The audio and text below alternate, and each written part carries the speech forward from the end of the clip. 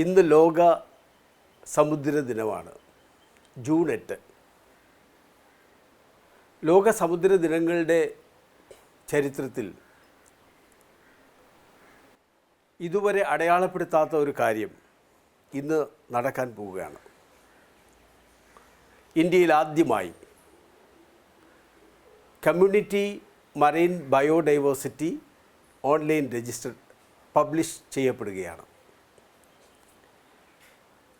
കടൽപ്പണി സമൂഹത്തിൻ്റെ കൂട്ടുത്തരവാദിത്തത്തിൽ കഴിഞ്ഞ 13 വർഷങ്ങളായി കടലിലെ ജീവജാലങ്ങളെ സംബന്ധിച്ച്, ബയോഡൈവേഴ്സിറ്റിയെ സംബന്ധിച്ചും കടലിന് അടിത്തട്ടിലെ ആവാസയിടങ്ങളെ സംബന്ധിച്ചും ഉള്ള ഡോക്യുമെൻറ്റേഷൻ, അണ്ടർ വാട്ടർ ഡോക്യുമെൻറ്റേഷൻ ഉൾപ്പെടെയുള്ള ഒരു ഓൺലൈൻ രജിസ്റ്റർ ഇന്ന് പബ്ലിഷ് ചെയ്യപ്പെടുകയാണ്.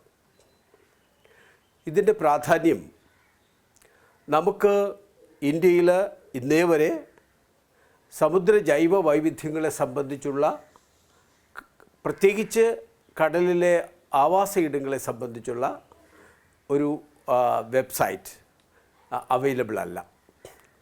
ഇതുമായി ബന്ധപ്പെട്ട് കുറേ ബയോഡൈവേഴ്സിറ്റി രജിസ്റ്ററുകൾ ഉണ്ടാക്കിയിട്ടുണ്ടെങ്കിലും അതെല്ലാം ജൈവ വൈവിധ്യ ബോർഡിൻ്റെ ഓഫീസിലെ അലമാരയിൽ സൂക്ഷിക്കാൻ വേണ്ടി ഉണ്ടാക്കിയതാണ്. അതിന് വ്യത്യസ്തമായി ജനങ്ങളുണ്ടാക്കിയ, കടൽപ്പണി സമൂഹം ഉണ്ടാക്കിയ ഈ വെബ്സൈറ്റ്, ഈ ഓൺലൈൻ വെബ്സൈറ്റ് എല്ലാ ജനങ്ങൾക്കും സൗജന്യമായി കാണത്തക്ക രീതിയിൽ തുറന്നു കൊടുക്കുന്നതാണ്. ഇതിൽ തിരുവനന്തപുരം, കൊല്ലം, കന്യാകുമാരി ജില്ലകളിലെ കടലാവാസയിടങ്ങളും അതുപോലെ തന്നെ ജൈവ വൈവിധ്യവും ഉൾപ്പെടുന്നുണ്ട്. പിന്നെ അതേ സംബന്ധിച്ചുള്ള കടലറിവുകളും ഉൾപ്പെടുന്നുണ്ട്. പ്രധാനമായിട്ടും കടൽപ്പണി സമൂഹത്തിൻ്റെ അറിവിനെ ആശ്രയിച്ചും സാധ്യമായ രീതിയിൽ ശാസ്ത്രീയ അറിവുകളെ സംയോജിപ്പിച്ചുകൊണ്ടുമാണ് ഈ രജിസ്റ്റർ തയ്യാറാക്കിയിരിക്കുന്നത്. Kerala university aquatic biology and fisheries, south Indian federation of fishermen societies, scuba Cochin, Aazhi archives ഇതുപോലുള്ള സംഘടനകൾ ഫ്രണ്ട്സ് ഓഫ് മറൈൻ ലൈഫുമായി കൂട്ടിച്ചേർന്നിട്ടുണ്ട്, സഹായിച്ചിട്ടുണ്ട്. ഈ കൂട്ടുത്തരവാദിത്തത്തിൽ ഇങ്ങനെയൊരു സംരംഭം ഇന്ത്യയിൽ ആദ്യമാണ്. ഇതിൻ്റെ പ്രാധാന്യം നമ്മൾ മനസ്സിലാക്കണമെങ്കിൽ നമ്മളിപ്പോൾ കടലുമായി ബന്ധപ്പെട്ട് ഗവേഷണം നടത്തുന്ന ഒരു സ്ഥാപനത്തിലേക്ക് കടന്നു ചെന്നാൽ അവിടെ 5 or 8 ഗവേഷകരുണ്ടെങ്കിൽ അവരോരോരുത്തരും ഓരോ സ്പീഷീസിനെ പറ്റി സ്പെഷ്യലൈസ് ചെയ്ത് പഠിക്കുന്ന ആളുകളാണ്. അതേസമയം കടൽപ്പണി സമൂഹം ഒരു കടൽപ്പണി ഗ്രാമത്തിലേക്ക് പോയാൽ അവർക്ക് അവരുടെ കടലിൻ്റെ അടിത്തട്ടിനെ പറ്റി, ആവാസയിടങ്ങളെപ്പറ്റി അത്യാവശ്യം നോളജ് ഉള്ളവരാണ്. അതുകൊണ്ടാണ് ഈ ആവാസയിടങ്ങളുടെ പ്രാധാന്യം മനസ്സിലാക്കിക്കൊണ്ട് ഞങ്ങൾ ഈ ഡോക്യുമെൻറ്റേഷൻ നടത്തിയത്. പ്രധാനമായും ഇന്ന് നമ്മുടെ നീല സാമ്പത്തിക നയങ്ങളുടെ പശ്ചാത്തലത്തിൽ വളരെ വിലപ്പെട്ട കടലിൻ്റെ ആവാസയിടങ്ങൾ നഷ്ടപ്പെടുവാൻ ഏറെ സാധ്യതയുള്ളൊരു കാലഘട്ടത്തിലൂടെയാണ് നമ്മൾ കടന്നു പോകുന്നത്. ആൻഡമാൻ നിക്കോബാറിൽ ഒരു വലിയൊരു വെല്ലുവിളി വന്നിരിക്കുന്നു. കൊല്ലം, ആലപ്പുഴ മേഖലയിലെ കടലിനെ, കടൽ സമ്പത്തിനെ കണ്ണുവച്ചുകൊണ്ട് പല നീക്കങ്ങൾ നടത്തുന്നു. പ്രത്യേകിച്ച് നീല സാമ്പത്തിക നയത്തിലൂടെ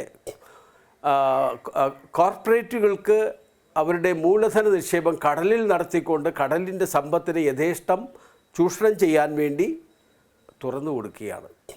ഈ സാഹചര്യത്തിലാണ് ഇത്തരമൊരു രജിസ്റ്ററിൻ്റെ പ്രാധാന്യം നമ്മൾ മനസ്സിലാക്കേണ്ടത്. കാരണം നാളിതുവരെ കടലിൻ്റെ അടിത്തട്ടിൻ്റെ പ്രത്യേകതകൾ, അവിടുത്തെ ആവാസയിടങ്ങളുടെ പ്രത്യേകതകൾ ഇതുവരെ നമുക്ക് ഡോക്യുമെൻ്റ് ചെയ്യപ്പെട്ടിട്ടില്ല.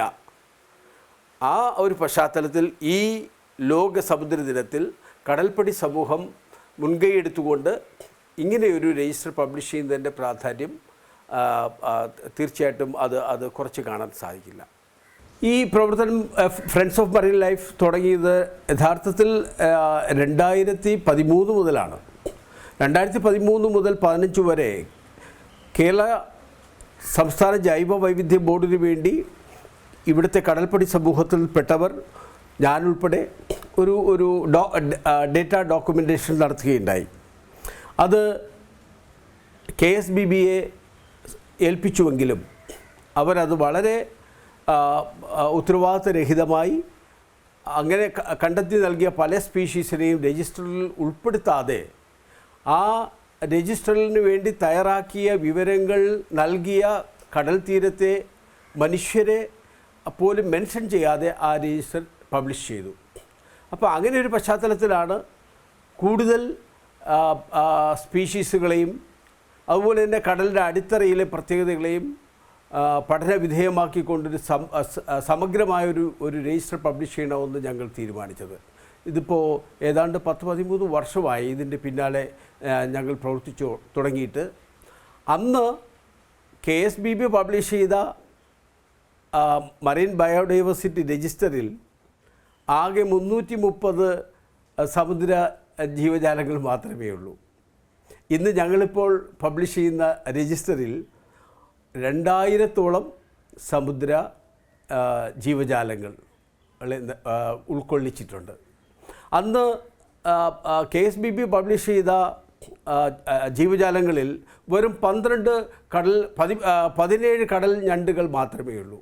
ഇന്ന് ഞങ്ങളിപ്പോൾ പബ്ലിഷ് ചെയ്യുന്ന ജൈവ വൈവിധ്യ രജിസ്റ്ററിൽ 106 ഈ കടൽ ഞണ്ടുകളുണ്ട്. അന്ന് ഈ KSBB പബ്ലിഷ് ചെയ്ത സമുദ്ര ജൈവ വൈവിധ്യ രജിസ്റ്ററിൽ ഒരു കടൽ വിരകൾ പോലുമില്ല. ഇന്ന് ഞങ്ങൾ പബ്ലിഷ് ചെയ്യുന്നതിൽ 100ഓളം കടൽ വിരകളുണ്ട്. അതുപോലെ തന്നെ സീ സ്പോഞ്ചുകൾ, വിരലുണ്ടാവുന്ന സ്പോഞ്ചുകൾ മാത്രമേ KSBBയുടെ രജിസ്റ്ററിലുള്ളൂ. ഞങ്ങൾ 70ഓളം സീ സ്പോഞ്ചുകളെ ഈ രജിസ്റ്ററിൽ ഉൾപ്പെടുത്തിയിട്ടുണ്ട്. അവിടെ വളരെ പ്രധാനപ്പെട്ട ഒരു കാര്യം, ഇന്ന് ഞങ്ങൾ ഉൾപ്പെടുത്തിയിരിക്കുന്ന മുഴുവൻ ജീവജാലങ്ങളെ അന്ന് ഞങ്ങൾ സമാഹരിച്ചു നൽകിയിരുന്നു. പക്ഷേ അത് ഉൾപ്പെടുത്താത്തതിൻ്റെ കാരണം അവർ പറയുന്നത് അതിൻ്റെ ശാസ്ത്രീയമായി വർഗീകരിച്ച് അതിൻ്റെ ടാക്സോണമി മനസ്സിലാക്കി അതിൻ്റെ ശാസ്ത്രനാമം കണ്ടെത്തി രേഖപ്പെടുത്താനുള്ള വിദഗ്ധരില്ലാത്തതുകൊണ്ട് അത് ഉപേക്ഷിച്ചു എന്നാണ്. അപ്പോൾ നമ്മളൊരു കാര്യം മനസ്സിലാക്കേണ്ടത്, കേരളത്തിലെ അല്ലെങ്കിൽ തിരുവനന്തപുരം ജില്ലയിലെ കടൽപ്പണിക്കാർ അവരവരുടെ കടലിൽ നിന്നും ജീവനോടെ പിടിച്ചുകൊണ്ട് നൽകുന്ന ഒരു ജീവി ശാസ്ത്രജ്ഞന്മാരുടെ മുന്നിലെത്തുമ്പോൾ അതിനെ അവർക്ക് വർഗീകരിച്ച് കാണാൻ, മനസ്സിലാക്കാൻ, അത് രേഖപ്പെടുത്താൻ കഴിയുന്നില്ല എങ്കിൽ ആ ജീവിയെ ജീവിയല്ല എന്ന് പറഞ്ഞ് തള്ളിക്കളയുന്ന കേരള സംസ്ഥാന ജൈവ വൈവിധ്യ ബോർഡിൻ്റെ അധാർമികത, അതിനെതിരെയാണ് ഞങ്ങൾ ഈ കഴിഞ്ഞ 13 വർഷമായിട്ട് പ്രവർത്തിക്കുകയും ഇന്ന് സമഗ്രമായ ഒരു രജിസ്റ്റർ തയ്യാറാക്കി പബ്ലിഷ് ചെയ്യാൻ വേണ്ടി മുന്നോട്ട് വന്നു. മാത്രമല്ല, ഏറ്റവും പ്രധാനപ്പെട്ട കാര്യം, ആ അവരുടെ രജിസ്റ്ററിൽ കടലിനടിയിലെ ഒരു ആവാസയിടം പോലും അതിനകത്ത് ഉൾപ്പെടുത്തിയിട്ടില്ല. ഞങ്ങൾ ഇപ്പോൾ പബ്ലിഷ് ചെയ്യുന്ന ഈ രജിസ്റ്ററിൽ തിരുവനന്തപുരം ജില്ലയുടെ മാത്രം 50ഓളം ആവാസയിടങ്ങൾ ഇതിനകത്ത് അടയാളപ്പെടുത്തിയിട്ടുണ്ട്. നമ്മളൊരു കാര്യം മനസ്സിലാക്കണം, നാൾക്കുനാൾ ഈ ആവാസയിടങ്ങൾ നഷ്ടപ്പെട്ടുകൊണ്ടിരിക്കുകയാണ്. ഞങ്ങൾ 2015 ഡോക്യുമെൻ്റ് ചെയ്ത വിഴിഞ്ഞത്തെ അടിമലത്തുറയിലെ ആവാസയിടം ഇന്നില്ല. വിഴിഞ്ഞത്തെ ഡ്രഡ്ജിങ്ങിലൂടെ നഷ്ടപ്പെട്ടു പോയിട്ടുണ്ട്. ഇപ്പോൾ ഞങ്ങൾ വിഴിഞ്ഞത്തിന് 4 കിലോമീറ്റർ അപ്പുറമുള്ള ഏതാനും എക്കോസിസ്റ്റം ഇതിനകത്ത് ഡോക്യുമെൻ്റ് ചെയ്ത് ഉൾപ്പെടുത്തിയിട്ടുണ്ട്. ചിലപ്പോൾ അടുത്ത ഘട്ടം വികസനം വരുമ്പോൾ ആ ആവാസയിടങ്ങളും നഷ്ടപ്പെടുമായിരിക്കാം. അപ്പോൾ ഇതിൻ്റെ ഡോക്യുമെൻറ്റേഷൻ്റെ ഇമ്പോർട്ടൻസ് അവിടെയാണ്. ഇവിടെ എന്തുണ്ടായിരുന്നു, കടലിനടിയിൽ എന്തൊക്കെ ഉണ്ടായിരുന്നു, എന്തുമാത്രം ആവാസയിടങ്ങളുണ്ട് എന്ന് നമ്മൾ അടയാളപ്പെടുത്തിയില്ലെങ്കിൽ അത് എന്തുമാത്രം ജൈവ വൈവിധ്യവും ആവാസയിടങ്ങളും നഷ്ടപ്പെട്ടു എന്ന് നമുക്ക് തിരിച്ചറിയാൻ പറ്റാത്ത ഒരവസ്ഥയിലേക്ക് വരും. 2015 ശേഷം തിരുവനന്തപുരം ജില്ലയിലെ ജൈവ വൈവിധ്യങ്ങളുടെ സമുദ്ര ജൈവ വൈവിധ്യത്തിന് വളരെയേറെ നാശനഷ്ടം ഉണ്ടായിക്കൊണ്ടിരിക്കുന്നു. നമ്മൾ സാധാരണ പത്രങ്ങളിൽ നമ്മളുടെ ഗവേഷകരെത്തിക്കുന്ന വിവരങ്ങൾ പലപ്പോഴും മത്സ്യങ്ങളെപ്പറ്റി മാത്രമാണ്. അയലയുടെ ലഭ്യത കുറഞ്ഞു, ചാളയുടെ ലഭ്യത കുറഞ്ഞു, ഇങ്ങനെയുള്ള വിവരങ്ങളാണ് നമ്മൾ അറിയുന്നത്. പക്ഷേ സമുദ്രത്തിൽ മത്സ്യങ്ങളെന്ന് പറയുന്നത് ജൈവ വൈവിധ്യത്തിൻ്റെ കണക്കെടുക്കുമ്പോൾ വളരെ കുറച്ച് മാത്രമേ ഉള്ളൂ. വിഴിഞ്ഞത്തിൻ്റെ ഈ തിരുവനന്തപുരം ജില്ലയുടെ കാര്യം എടുക്കുകയാണെങ്കിൽ 2015 ശേഷം ബ്രൗൺ മസൽസിൻ്റെ ചിപ്പികളുടെ ലഭ്യത വളരെയധികം 50% കുറഞ്ഞിട്ടുണ്ട്. ചിപ്പികൾ വളർന്നു വന്നിരുന്ന പല കടലിൻ്റെ അടിത്തട്ടിലെ ആവാസയിടങ്ങൾ മണ്ണിട്ട് മൂടിയിട്ടുണ്ട് വിഴിഞ്ഞം വികസനത്തിൻ്റെ ഭാഗമായിട്ട്. ഈ ചിപ്പി കോളനികളെന്ന് പറയുന്നത് വെറും ചിപ്പികൾ മാത്രം വളരുന്ന കോളനികളല്ല. കടലിൽ നിന്ന് കടൽപ്പണിക്കാർ കൊണ്ടുവരുന്ന ചിപ്പികളുടെ കൂട്ടത്തിൽ നിന്ന് ഞങ്ങൾ സമാഹരിച്ച ഈ ജൈവ വൈവിധ്യ പഠനത്തിൻ്റെ ഭാഗമായി സമാഹരിച്ച ധാരാളം വിരകൾ, കടൽ ഞണ്ടുകൾ, ബ്രിട്ടിൽ സ്റ്റാറുകൾ, ശ്രിമ്പുകൾ, കൈറ്റോണുകൾ, അങ്ങനെ ധാരാളം ജീവജാലങ്ങളുടെ അതിൻ്റെ എണ്ണത്തിൽ വളരെയധികം കുറവുണ്ടായിട്ടുണ്ട്. ഈ തിരുവനന്തപുരത്ത് മാത്രം അല്ലെങ്കിൽ വിഴിഞ്ഞത്തിൻ്റെ ചുറ്റുവട്ടത്ത് മാത്രം ലഭിച്ചിരുന്ന ധാരാളം ഈ പറയുന്നത് പോലുള്ള ജീവജാലങ്ങൾ നഷ്ടപ്പെട്ട് എണ്ണത്തിൽ വളരെയധികം കുറഞ്ഞിട്ടുണ്ട്. ഇത് ഞാൻ പറയുമ്പോൾ ചിലപ്പോൾ ചിന്തിക്കാം, ഇവയൊന്നും നമുക്ക് ആവശ്യമില്ലല്ലോ, നമ്മൾ ഒരിക്കലും കണ്ടിട്ടില്ല, കേട്ടിട്ടില്ല, അല്ലെങ്കിൽ ഉപയോഗിച്ചിട്ടില്ല. പക്ഷേ ഇവയെല്ലാം സമുദ്രത്തിൻ്റെ ആവാസയിടങ്ങളിലെ അവിഭാജ്യ ഘടകങ്ങളാണ്. അത് നിലനിന്നാൽ മാത്രമേ മറ്റ് സമുദ്ര ജീവജാലങ്ങൾ, മത്സ്യം ഉൾപ്പെടെയുള്ള സമുദ്ര ജീവജാലങ്ങൾക്ക് നിലനിൽപ്പുള്ളൂ. ഇതാണ് പ്രധാനം. ഈ ഭൂമിയിലെ മനുഷ്യനുൾപ്പെടെയുള്ള എല്ലാ ജീവജാലങ്ങളുടെ നിലനിൽപ്പിനും നമ്മളുടെ കാലാവസ്ഥയുടെ സുസ്ഥിരതയ്ക്കും സമുദ്രത്തിൻ്റെ ആരോഗ്യം നിലനിർത്തിയേ പറ്റൂ എന്നതിന് അത് തെളിയിക്കുന്ന എത്രയോ പഠനങ്ങൾ ഉണ്ടായിട്ടുണ്ട്.